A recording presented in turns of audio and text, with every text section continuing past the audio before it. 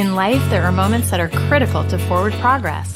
Join executive coach and corporate trainer Scott Sadler as he learns about the seemingly small pivots successful people make in life and leadership that lead to big results. And now here's your Pivot Moment host, Scott Sadler. Welcome to Pivot Moment Podcast. I'm your host, Scott Sadler, and I'm here with Jennifer Oetter, who's grinning at me feverishly from the other side. I am so glad to have Jennifer on the show. And Jennifer is a client and a friend and a force to be reckoned with is how I describe her. Right, Jennifer? You're a force? I think so. Try to be. So she's been told. Jennifer is a partner with Lewis Brisbois, an attorney firm that stretches across the nation. She's based in the Portland office. She's a mother of 2 college children. I know, hard to believe. You're not quite an empty nester, but she's months, well, not even months now. Wow, no, weeks away even from I it. got goosebumps about that, and I've never even met your kids, but I can only imagine. Maybe that's going to be part of the Pivot Moment conversation. Who knows? Yeah. Jennifer is a native. I always forget. You were born in Oregon, but moved to Alaska. So she's a native Oregonian who's very much into the outdoors and loves the Pacific Northwest. And I'm really grateful to get even an hour of her time, as busy as she is, to come on the show today. So thank you very much, Jennifer, for being here. How are you today? I'm good. Thank you for having me. And I was grinning at I'm the host of the podcast. So fancy. Fancy. Yeah, you can see by my background, my beautiful office studio that I've put so much effort into just for you. So well, and the sound equipment's great. Looks good. That's right. Sounds good. Yeah. And you get to look at my face while we do it. So it's you were committed to this pivot. Yes, I was. And here we are. So yeah. I'm going to tell the truth here that Jennifer, I have already done this podcast, and through no fault of my editor, but totally me, I deleted it. And so this is part 2. So it's going to be better than the first one. The first one, wasn't meant to hang around. So we're back again to do it again. And I want to, Jennifer's so busy. I felt really guilty saying, can we record this again? And I just imagined her giving me this look over email, which I'm sure she didn't. But I so appreciate you taking the time, because I know how extremely busy you are in your work and life. So let's talk pivots. The premise of the show. Talk to me a little bit about, being this professional woman, single mom. I mean, you've had a lot of pivots, and you and I've kind of discussed them, but the audience would love to know how you manage some of your pivots and what it's led to for you today. What are some pivots you want to talk about? Well, that's a really broad question. You always do that. And then I have, even just in real life, regular conversations with you, you ask these questions and there's 5 million things that fly into my brain. It's like going at warp speed through the galaxy. Mm-hmm. I thought a lot about, I'm actually glad that we had a chance to re-record it. And you mentioned a couple of times how busy I am, but I think that's also an opportunity for all of us to pivot right now, right? That we're in this environment where we have a chance to really examine where we're spending our energy, and is that where we want to be spending our energy? And I'm trying hard to be purposeful about not saying I'm too busy. Trying to figure out how to prioritize, even though I do feel like if you have a job that includes any version of email communication in this pandemic, my experience is that everybody's email volume is increased times 4. So where you got a break on travel, or where you got a break on some other in-office meetings or things like that, email volume is just becoming overwhelming. And I'm actually trying to figure out how to pivot in my professional life to different ways of managing those things like emails. And I actually, and this is not going to surprise you, and I think it's easy for us to feel like we have kind of inside jokes, and I don't want to leave anybody listening to feel like they're not a part of the conversation, but my personality tends to be more thoughtful before proceeding. I wouldn't say that I am a risk taker in my professional life. I'm not afraid of things, and I don't have a problem doing risky things. Like I've jumped out of an airplane, and I like to snowboard, and I've jumped off bridges, and I liked all those things, and I didn't have any hesitation. But when it comes to anything that could impact me financially, if you grow up in a family without a lot of money, you don't want to be hungry again, ever. And then when you have kids and you're the sole breadwinner, it's very easy to not take professional risks. And I think that's true regardless of gender, although I do think it gets assigned to women more than it gets assigned to men. It's harder for me to be a risk taker at work, a lot harder for me to be a risk taker at work. But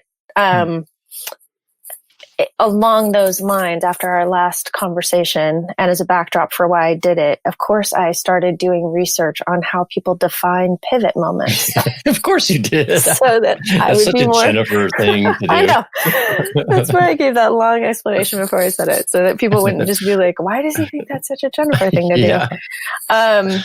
The definition that I saw that I think resonated the best with me was having the foresight to see the possibility for change, recognizing it as a viable opportunity, and then seizing it. Yeah. And after I did that, I thought, holy cow, that's everywhere right now. I mean, since you and I talked originally, protests regionally have exploded and nationwide have exploded, and real things are happening in communities in terms of legislation happening. Seattle just cut funding for police departments. I think Oregon's not far behind. We're talking about real reforms to criminal justice. Like there's opportunity for lots of pivots. And as much as I see those opportunities for big pivots, I also see opportunity for small ones. And I have been so excited to talk to you because I'm going to do what you hate, which is flip the script. And that is, I have a lot of friends who are in this moment in their life where they're saying, I'm no longer going to say I agree to disagree. If you are a racist, I can't agree to disagree because I am morally opposed to everything that you stand for. Right. Which I think in my 20s would have been exactly how I was.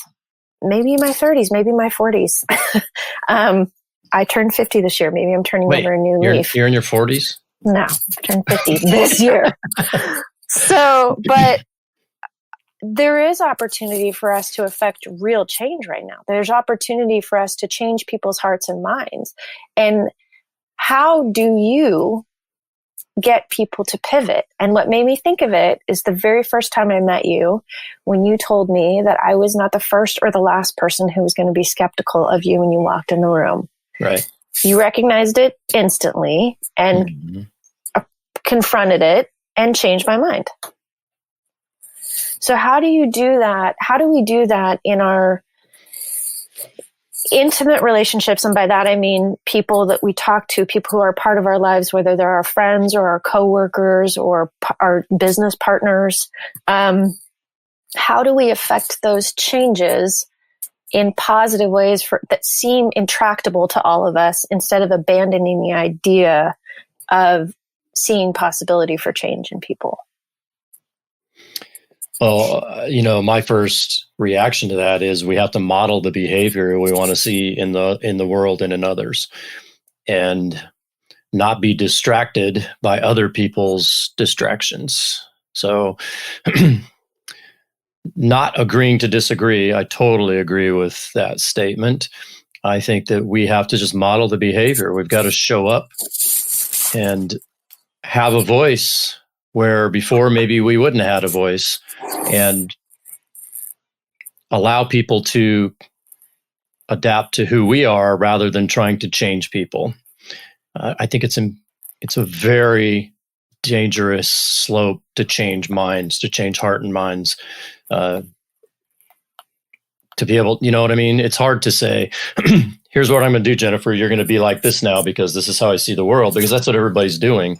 But if we just show up and love and care for people, and all people, all beings, all animals, everything, and stay in our lanes to that extent and model the behavior, I think that helps. And it also helps to be able to say, tell me more about where I can support you in this change, because I believe that all people want what I just described. They just don't know how to get there because of their upbringing or their belief systems or their misbelief systems in many cases. And so if we engage in the battle, we'll have more of a battle. But if we just kind of show up and be who we want to be, and take some space, I think that this pandemic has allowed us to create that space.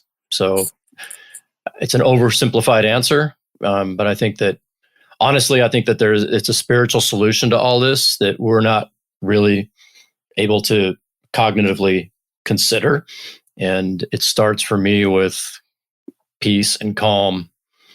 And, I'm not a pacifist. I'm not someone that won't fight for something, but I think that we have to show up energetically with peace and calm and intentionally set the change we want to see in the world. How's that for a very vague, long answer? I don't know. I mean, I think what I hear you say is be patient and loving in the face of resistance to new ideas. Yes, and I would add trust the process. All these things are coming up to be healed. It's one of my coaches. I love her to death, and she says, "We may feel like we're being torn down. We're actually being built up. And if we buy into being torn down, we're always going to be stuck in that eddy in the river. And we need to be focused on we're being built up. This is coming up to be healed, change is here. We cannot run and hide from it anymore." So I think worldwide, this pivot is going to be amazing. We're going to look back on this and go, oh my gosh. I mean, I got goosebumps again. This is happening for a reason. Let's look for the reason behind it and not get caught up in the bullshit around the minutia of it, and that's where it gets sticky, because some people see the minutia as the effect or the cause, and it's neither. It's just part and parcel for the process. I guess I just, I do think that one thing that parenthood causes to happen is that, as a young person, I was involved in bigger political things, presidential campaigns and nationwide organizations. And when you have kids, your world gets smaller, your community gets smaller. It's the activities that they do, the schools that they go to, the people that they have as friends. And the nice thing about that is that you start to get a greater appreciation for how local, small grassroots changes. And grassroots changes, it doesn't mean going out and, door knocking in your neighborhood. To me, it means how you engage your friends and the people that you know as a result of those friend groups, those families. My son and daughter both played soccer, so I have that soccer family. How do you positively prepare people for this change? Because particularly with Eli, my son's, that soccer family, there's a lot of fear right now because we all had senior boys. And we all had senior boys who missed their senior soccer season because in Washington, that's a spring sport. We all had senior boys who missed their graduations. Several boys on that team were good enough that they got college scholarships and were excited to go play. And now that excitement is gone and they're not training the way that they normally would. So I have been thinking a lot about not just in my brain, it's easy to accept what you just said and believe in that. And I do believe in it wholeheartedly. Like this is the crucible from which something great is going to come. Mm-hmm. But how do you communicate that at the smaller levels in your life?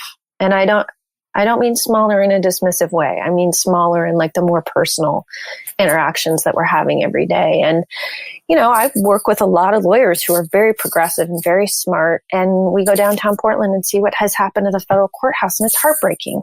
Mm-hmm. And on the one hand, you can see why people would deface that building because justice hasn't always been equal. On the other hand, in a greater picture, what we learn about is that the greatest civil rights changes happened as a result of federal court decisions.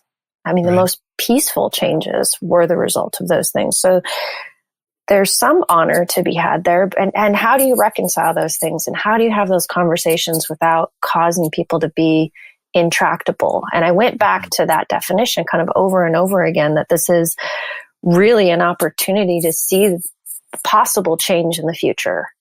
Now, how do you get to the other pieces of that, which is viable change and then seizing those moments for change? I don't know is the honest answer. And I want to point out that, Jennifer's taken over as the host because she's an attorney and she knows how to do this. No, all kidding aside, I think that back to Eli and young people, and I think young people are much more resilient than we give them credit for. Mm-hmm. Sometimes I think that we sometimes mourn the loss of the graduations or the opportunities that are missing because of the pandemic and other things. And I wonder sometimes if we shouldn't just kind of ask, how are you feeling about this? Mm-hmm. What would you prefer? Because we don't, as a community, we don't do that often enough, I think. Which, of course, in my work, that's what I do all day long, is let's get to the root of what's going on by asking provocative questions and then coming alongside people to support them in their journey. And I think young people will be fine. And it's the 50-year-olds like you and I who are like, holy moly, I'm halfway through my life. And what's the future going to look like? And I know what it used to look like. And yes, some things needed to be changed, but I'm mourning the loss of some normality.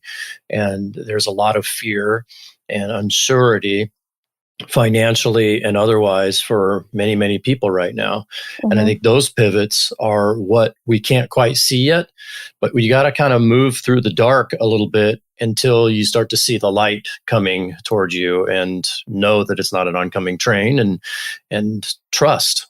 And I think young people are looking to us to help them model that behavior. I think about World War II and my grandmother going through the Depression in World War II, and same kind of situation. It looked really bleak. What's going to happen? Are we going to be taken over by another leadership, another country? Or are we going to die? And they came through it, and we were thriving for decades after that. And I think we'll see the same kind of thing when it comes to civil rights and the pandemic right now. I think you're right. And I think that if people engage some of the younger generation right now, the answers would be what you anticipate, which are, we mourned the loss of their graduation much more than they did, because a lot of them didn't know what they were missing. And a lot of them, that was just a formality. But I do think they recognize that they didn't get a chance to say goodbyes. Right. They didn't get closure. They're, in some ways, they're so much more emotionally intelligent than we are, in that they can articulate what it is that they're missing. And that is, we have 12 years of compulsory education, and those last few months of your senior year, what they see is how fun that is for the seniors. They get senior skip day, they get parties, they have moving up ceremonies, they have whatever it is that are the things that they do for themselves to celebrate and mark that passage of time. And the things that the adults in their life mourned weren't the things that they cared that much about. Good point. And the things that, and they do recognize that they're sad. And I think just like adults, they're struggling to articulate how to define it, because this is all so new. They can wake up sad and not know why they're sad, and not know how to feel, and feel equal amounts of excitement and trepidation about what's going to happen in the fall. Because there's as much uncertainty for them in terms of what to expect, even though they may not have expectations. They've watched their friends go off to college. They've watched their siblings go off to college. They've heard about what it's going to be like. And now it's not like that. And nobody knows how much longer that's going to last. Right. So it's, I mean, in so many ways, it's such an opportunity for all of us to accept that people will have fear, and that not every day are you going to see this as an opportunity for change and something better on the horizon. Some days it's just going to feel scary, and it's going to feel like this might not get better. Right. And live in those moments and live through them, and do what you always say, which is what's at the root of that. and then try to move through the root of that so that you can get to the point where you can almost do a trust fall, because I think that's what right now seizing the opportunity is it's kind of a trust fall. Yep. Well said.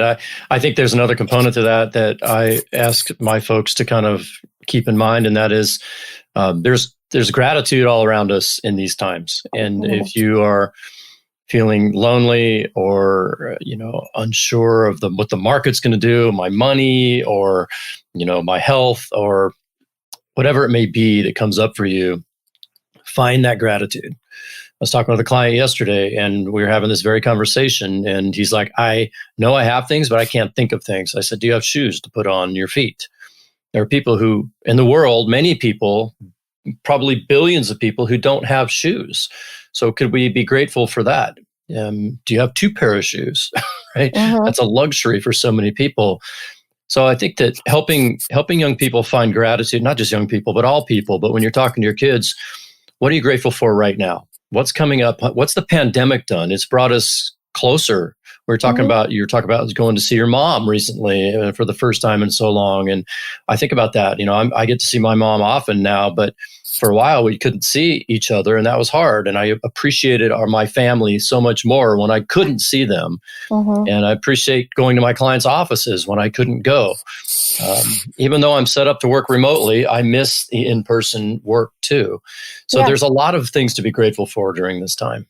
And it's okay to be grateful for things that might not seem appropriate to be grateful for. I think, I had this conversation with Eli. You can be grateful that you get to be mad. You can be grateful that you have the capability to manage these emotions. And you can be grateful that you have the empathy to be angry on behalf of other people right now. Yeah. I think that gratitude can seem like it's only appropriate for kind of traditional things. But I think it can be so broad. Yeah. And I love that you gave him that advice, because I believe in feeling all the feels and giving permission to do that. And as you put it, being grateful to have the feelings and recognize them, because I think we've had people in our lives who've bottled up those feelings, and we know what happens with that. Yeah. So good. Well, and I think also that giving yourself permission to feel it gives yourself more of an ability to move through it. And that's, I think every parent's fear for their kids is that you'll get stuck in those negative emotions. You get stuck in feeling lost, or you get stuck in the fear, or you get stuck in the anger. And I want them to be stuck in joy. Like, I'd rather they get stuck there than anywhere else. Yeah, that's great. Yeah. Well, I think turning direction to back where you wanted me to go to talk about some pivot moments in my life. I think probably the greatest personal pivot moment in my life was getting pregnant, which I was married, but I was using birth control, and it wasn't intended that I would get pregnant with my daughter when I did. I had a plan that I was going to be a partner in my firm. I was going to try cases. I wasn't going to have a baby till I was 36. And then I got married when I was 28 in August, and in December found out I was pregnant and was terrified. I mean, more than anything, just absolutely terrified. I didn't feel like we were ready to have a baby. We had just moved into a home that we were fixing up. I had just moved to what I thought then was going to be my dream job, working with my dream mentor. And I wanted every opportunity to just be really focused on that. And then I got pregnant. And in retrospect, I don't think there ever would have been a good time where I would have said, I'm ready to do this. I'm ready to take, time off work. I'm ready to give a year to having a baby, and then another year to nursing a baby and everything that goes with that. But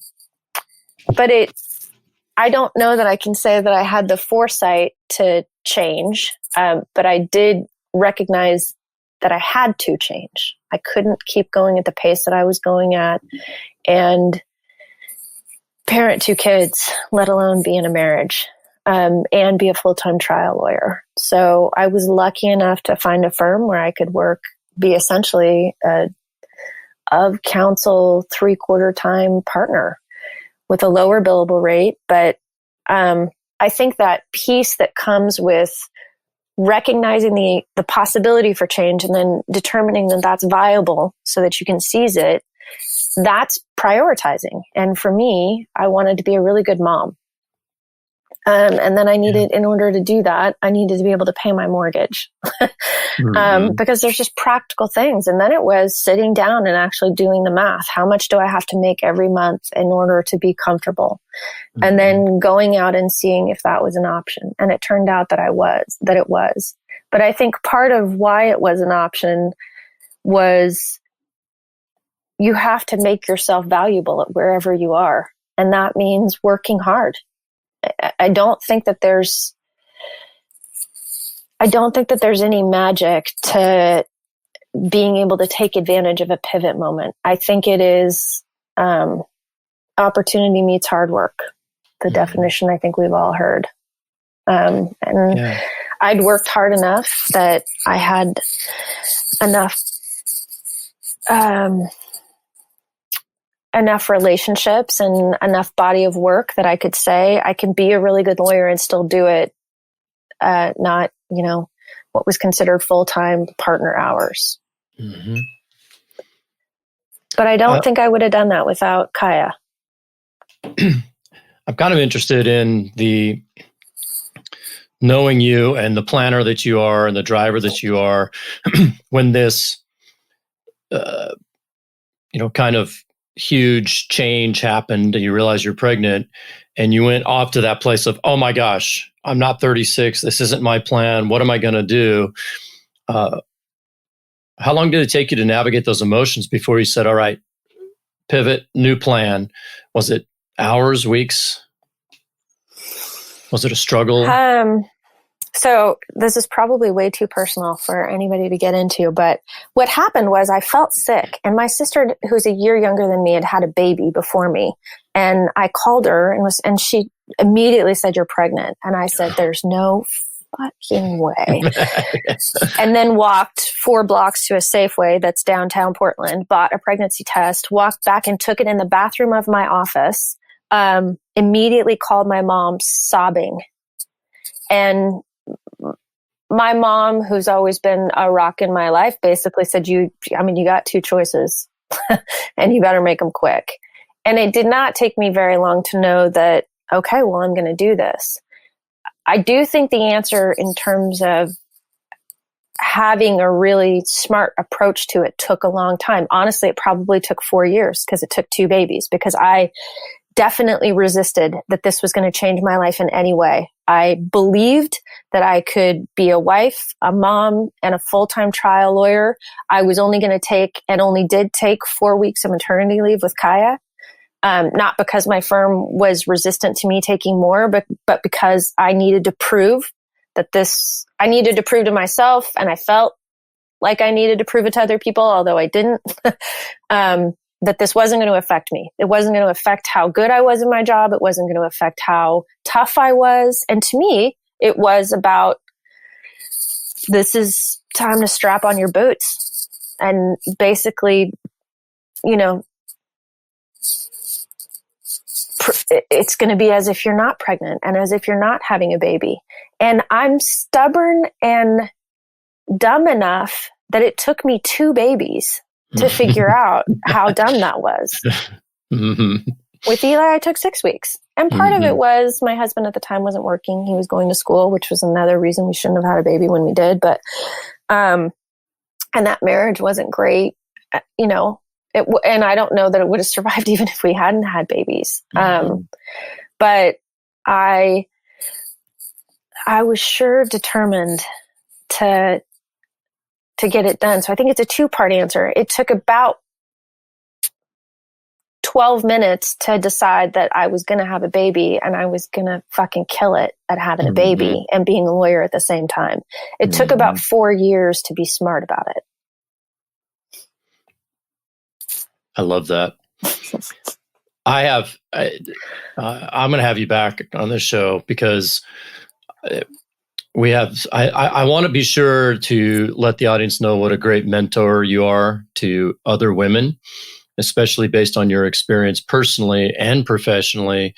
And when I have you back, I want to focus on that. And we're not going to have time today, but your experiences, I just keep thinking about all the mentorship and the strong desire you have to come alongside of young professional women in their lives.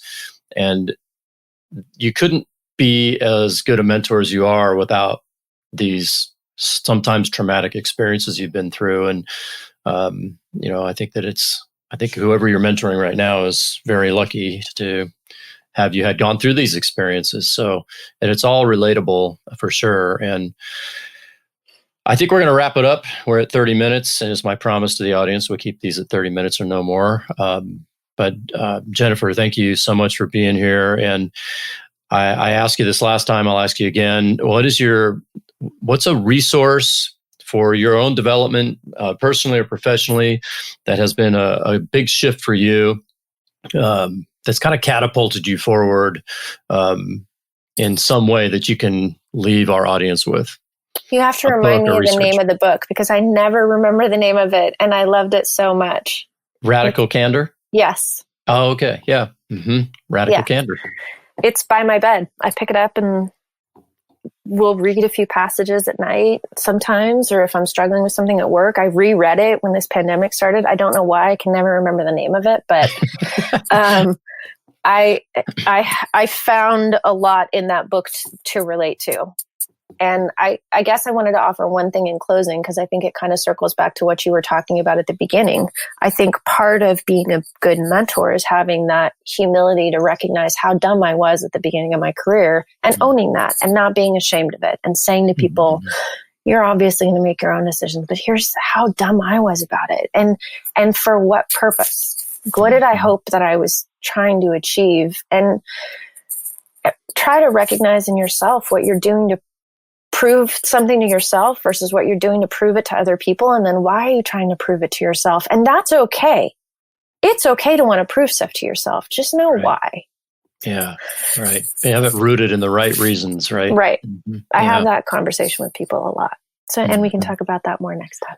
That's why Radical Candor is so good for you. And I was smiling as she was saying she has it at her nightstand. She's reading Radical Candor before she goes to sleep. I think that's, I don't know why that's funny to me, but that's not really nighttime reading in my world, but it is in Jennifer's. I like it. I bet. You wake up, you dream about Radical Candor then. That's right. I like that.